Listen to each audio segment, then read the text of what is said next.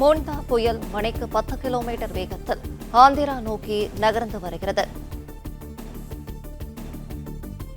மசூலிப்பட்டினத்தில் இருந்து 110 கிலோமீட்டர் தொலைவில் புயல் மையம் கொண்டுள்ளதாக வானிலை ஆய்வு மையம் தெரிவித்திருக்கிறது.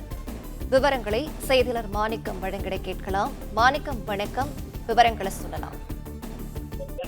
மோன்தா தீவிர புயல் தற்பொழுது கரைக்கு 190 கிலோமீட்டர் தொலைவில் மையம் கொண்டிருப்பதாக வானிலை ஆய்வு தெரிவித்திருக்கிறாங்க. அதில் குறிப்பாக நண்பகல் 12:30 அளவில் இந்த புயலுடைய நகரக்கூடிய வேகம் என்பது மணிக்கு 10 கிலோமீட்டர் வேகத்தில் வடக்கு வடமேற்கு திசையில் ஆந்திராவை நோக்கி நகர்ந்து வருவதாக வானிலை ஆய்வு தெரிவித்திருக்கிறார்கள்.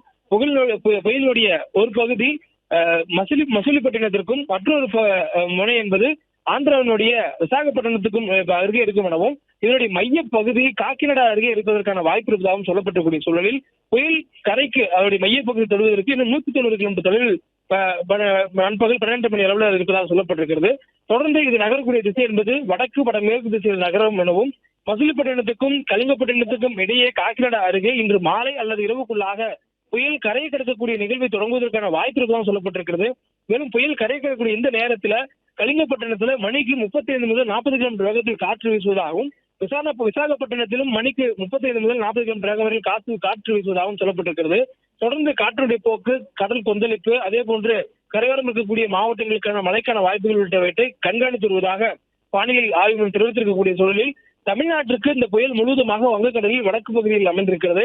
தொடர்ந்து நகரக்கூடிய வேகம் என்பது மணிக்கு 10 கிலோமீட்டர் வேகத்தில் நகரக்கூடிய சூழலில் இன்று இரவுக்குள்ளாக புயல் கரையை கடந்து முடித்ததற்கு பிறகாக தமிழ்நாட்டில் தற்போது இருக்கக்கூடிய மழைக்கான வாய்ப்புகள் சற்று குறைவதற்கான வாய்ப்பு இருப்பதாகவும் சொல்லப்பட்டிருக்கிறது. மேலும் புயல் கரையை கடந்ததுக்கு பிறகாக, அதாவது தீவிர புயலாகத்தான் மோன்தா புயல் கரையை கடக்கிறது. கரையை கடந்ததுக்கு பின்னரும் கூட அது புயல் என்ற வலுவிலேயே இருப்பதற்கான வாய்ப்பு இருப்பதாகவும் அதன் பின்னர் படிப்படியாக அதனுடைய வலு குறைவதற்கான வாய்ப்பு இருப்பதாக சொல்லப்பட்டிருக்கிறது.